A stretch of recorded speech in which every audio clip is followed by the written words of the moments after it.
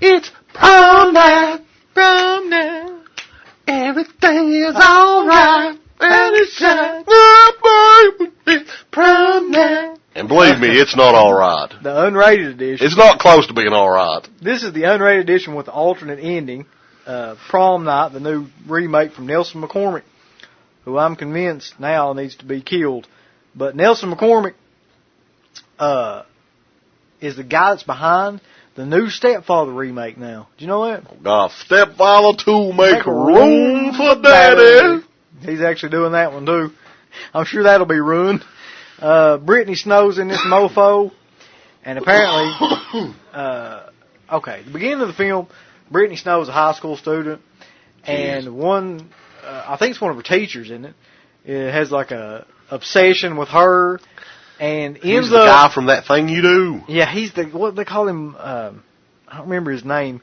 He was like the serious dude. Yeah, he was the dude that like left at the end and didn't want to do the songs or anything.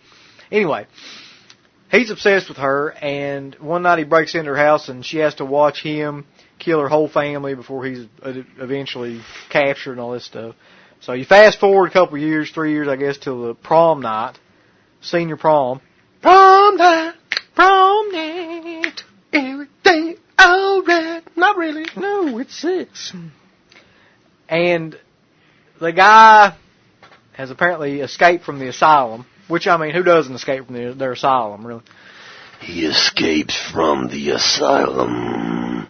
And here's where it gets really bad. Because it has absolutely no twist whatsoever. You know who the killer is from the beginning. The killer sucks. He has no redeeming qualities. He's got a baseball cap on. He's got no features or anything that makes him even, like, memorable in any way. I mean... And they have new, like, MTV style, like, I don't know, who's that? Jonas Brothers or Fall Out Boy. All that music is cluttered throughout this whole movie.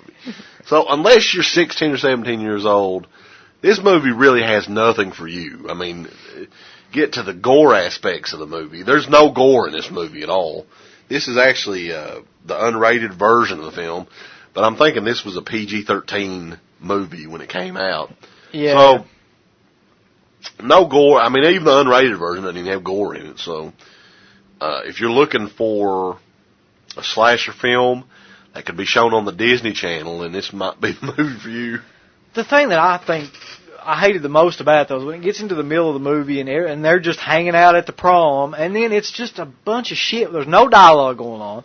There's nothing going on except he is in this hotel, the killer, and he's just wandering around from room to room killing random people like the maid and the busboy and like other people like that, and then there's just nothing. There's nothing going on. You don't get any kind of backstory or any kind of character development or anything like that whatsoever. I mean, I'm not for really in-depth backstories, but you at least want to know something about what the hell's going on, his motivation or anything. I mean, all this would have been fine had they actually had gore or good death scenes or anything like that. I don't even know if it would have been fine then, but it definitely would have helped. It would have been better, at least. I mean, I just don't... maybe these movies like this are simply not for us. These movies are for teenagers still in high school. Maybe they would enjoy it. If they enjoy shit, I mean, is that something new? Yeah, well, your cousin, he enjoys, like, That's shit. true. Yeah, I'm just saying, like, this is definitely a movie not for hardcore horror fans at all. Who's that movie for, though? Is it really for 16 to 17? I would think that by the time you're 16, you have some grasp of good, of stuff that's actually competent. I don't know. I mean, yeah, a lot of 16, 17-year-olds think that Alexander Aja directed The Hills Have Eyes. So. I mean, the movie's got like a 3-point-something on IMDb, so it's obviously not fooling that many people.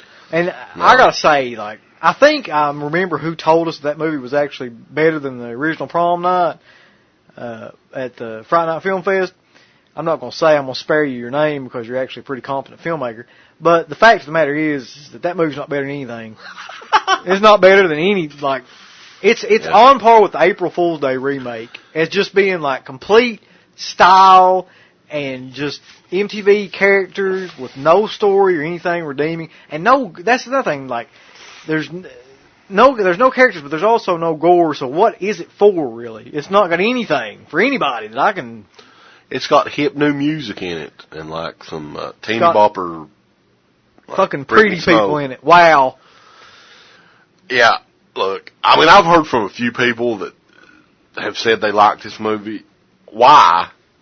Please, the people out there that liked this movie, I'm asking you why. What was good about it? I guess you could say you liked it because it wasn't gratuitously violent or it didn't have any nudity or anything, but... It didn't have much in it at all. It didn't have anything else in it either. No. Yeah. So, yeah, I mean, look, I was sort of looking forward to seeing this just because I wanted to see what it was. I mean, I was sort of curious about it. Because, believe it or not, I mean, I'm not a huge fan of the original Prom Night. I mean, I like the movie for what it is, but it's not necessarily a great slasher film.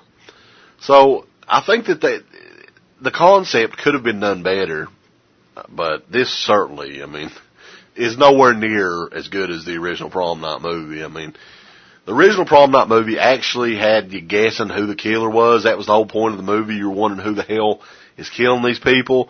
It had some pretty cool death scenes in the movie. Had a pretty interesting soundtrack. This doesn't have anything. Nope. So. It's nothing at all redeeming about this movie. I can't recommend anything about it. But that's Prom Night. Yeah. From Sony Pictures Home Entertainment. You have some special features on this, including unrated footage not seen in theaters, deleted scenes, alternate ending, gag reel, 4 behind-the-scenes featurettes, director and cast commentary, and much more. So, the unrated version of Prom Night. For some reason, if you want to watch this, I would advise just renting it. Don't spend any more money than you have to. Odds are you won't like it. I'd say the odds are really good, yeah. But that's Prom Night 2008. It's Prom Night. Prom Night. Everything is alright. And it's Prom Night. And believe me, it's not alright.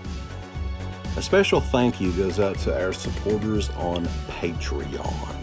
The Patreon website has a complete archive of the Dead Pit Radio shows starting way back in 2005, in addition to all of the midweek shows archived, commentaries, all that good stuff.